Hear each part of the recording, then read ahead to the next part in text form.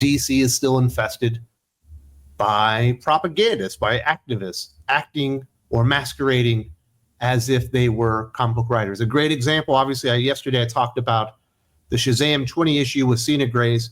Doesn't care about Shazam, just cares about LGBTQ representation and making sure that we can throw some pedophilia type shit within a DC comic book. And that was really brave of Cena Grace, wasn't it?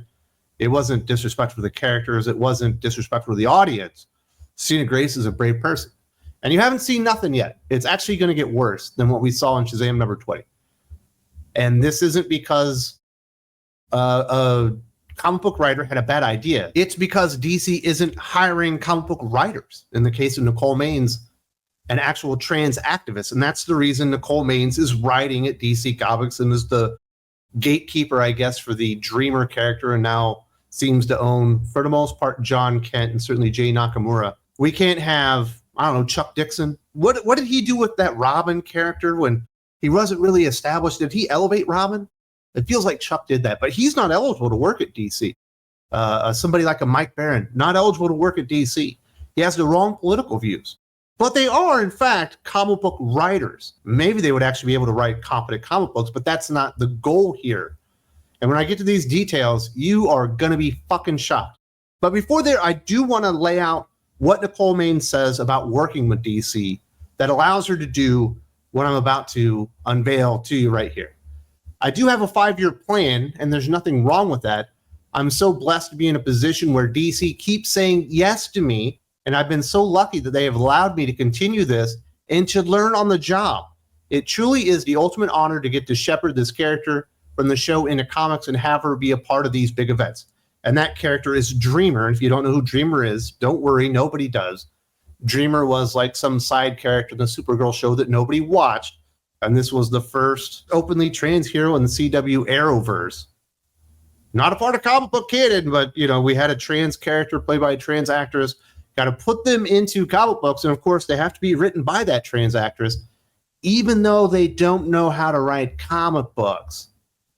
Case in point, I've been so lucky to have been allowed to continue this and learn on the job because she came to DC Comics to write comic books without fucking knowing how to do it. There are so many comic book opportunities and so few comic book writers that we're just having to bestow on people. Yes, because you are a trans activist, that makes you an actual competent comic book writer. And saying, I'm so blessed to be in a position where DC keeps saying yes to me. And you see this from a lot of people that know that they come in with an agenda that isn't to entertain, that is likely to alienate their customer base, not theirs, but the customer base of the company. They're like, I can't believe they're letting me do this. Nobody can believe that they're letting you do this. I can't believe that DC is still saying yes to Nicole Maines, but apparently it's very important to DC Comics to continue hiring activists instead of actual writers. And that's how we get stuff like this, explaining what we can expect in her Secret Six comic book. In the first couple pages of the Secret Six #1, we see her, that being Dreamer, having this vision of her bottom surgery, which I don't know if we've done that in comics yet. I think to be able to have those bits of representation and those little nods to another part of who she is, as we're being told it doesn't exist and there's only two genders, I think it is fantastic to be able to continue having this visibility in comics. Also, to have her flanked by bisexual Superman and his gay boyfriend, and then with Black Alice, whatever the F she is, you try to give her a label and she'd turn you into a frog and then do something horrible to you, and then you have Catman, the resident bisexual daddy, and whatever the F he's got going on with Deadshot. Apparently, for the first time ever in DC Comics history, we are going to witness, to a degree, the bottom surgery of Dreamer the character. I don't know about you, but I've just been craving to see how she became not a woman. You know what I mean? Great. Let's dedicate some pages to a character mutilating their genitalia. What is more stunning and brave than that? Just think about that.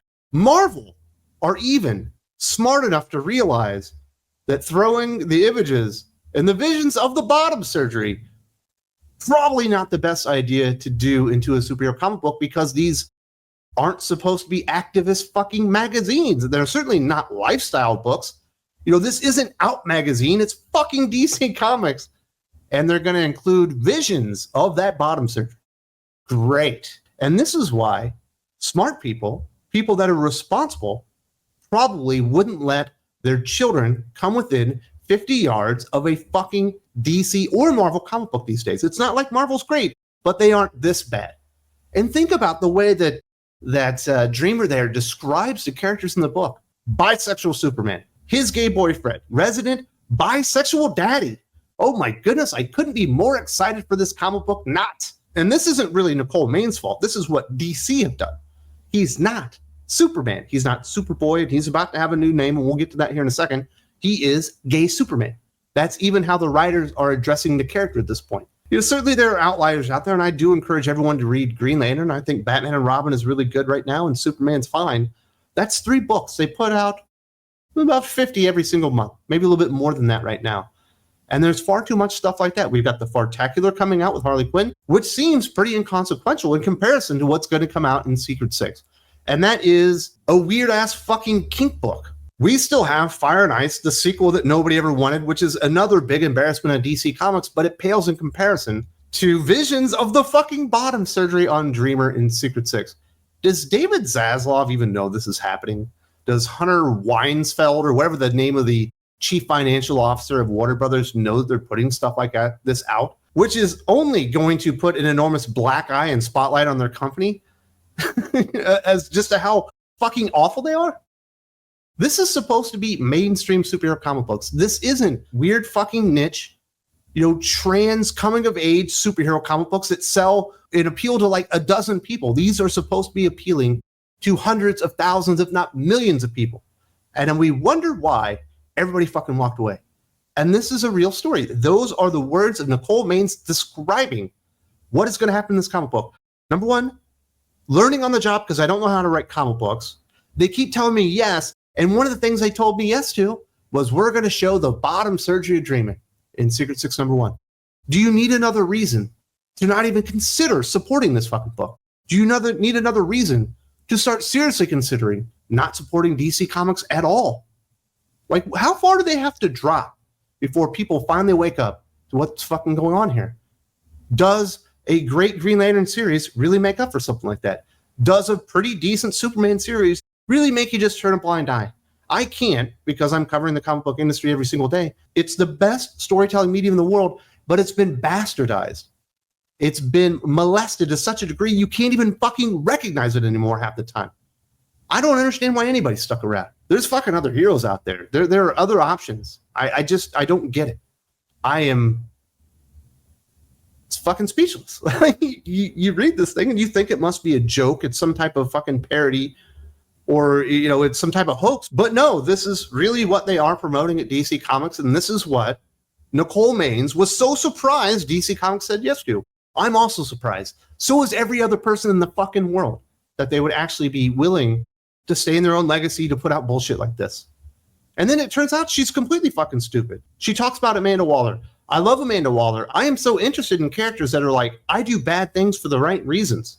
I think perhaps more than anyone else, she just so embodies, if you can't beat them, join them. She's a black woman from a low-income community who lost half her family to gun violence and sex violence and revenge. And in her quest to regain control of her situation, she's become deeply ingrained in this comic book villain persona. Absolute power corrupts absolutely, and I think she knows that, but you can't stop a runaway train, and there's no option but to double down now. When has Amanda Waller done anything for the right reasons? If you even just go back to Absolute Power, which, as far as I can tell, the lead up to that and the execution of it is the only time Nicole Maines has probably ever had any time of access to that character. She did nothing for the right reasons. It was all because she wanted absolute control of everything. She knew that heroes with superpowers were an impediment to her and her goal of taking control over everything. She never had like, oh, well, I understand the reason. No, she's just evil. But why is she I do bad things for the right reasons character according to Nicole Maines? Well, because she's a black woman with a low income community. And you can see with her, it's all surface level traits. What's your gender? What's your race?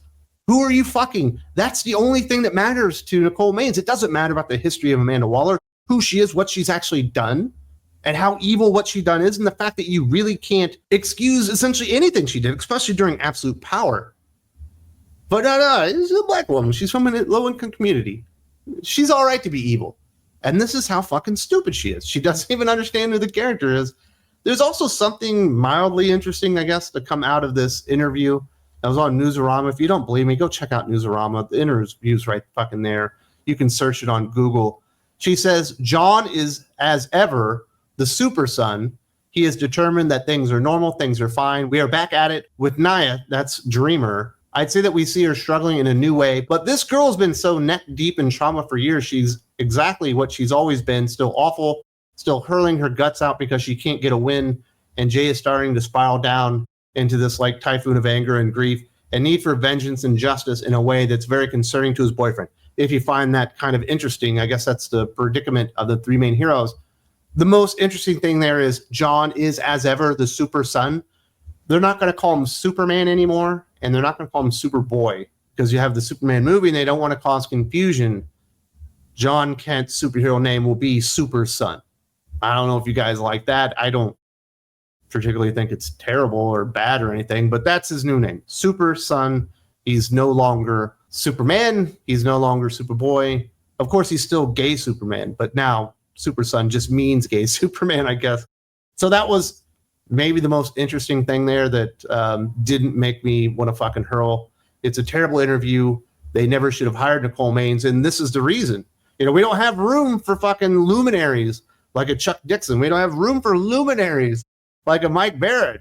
We got to have room at the table for Nicole Maines, who doesn't know how to write comic books and quite frankly doesn't want to know how to write comic books. She wants to write propaganda pamphlets. She wants to write activist fucking talking papers and bullshit like that. Not really interested in comic books. You know, we got no room for Walt Simonson to do a fucking miniseries here at DC Comics or Wheezy to do a fucking miniseries. We need to get the perspective of somebody that clearly hates comic books and wants to alienate the entire fucking audience. And that's what DC's up to. And it's fucking mind-numbing. It's mind-blowing. It's insane. And I can't wait to talk about this in more depth on the Comics Aficionados. You know Doc's going to lose his fucking stack. And it should be very interesting. But we're not going to hold anything back. And we'll be talking about this bullshit. If you appreciate this kind of open dialogue and conversations around comic books, I know I sure do. They try to censor us for years. And you would like to be a part of that. The best place to be is they can go to Patreon. You support the mission. You support the channel there. There's a link in the video description. You get awesome podcasts in return. You get extra bonus videos. And you get to be a part of the family. Hope to see you there very, very soon.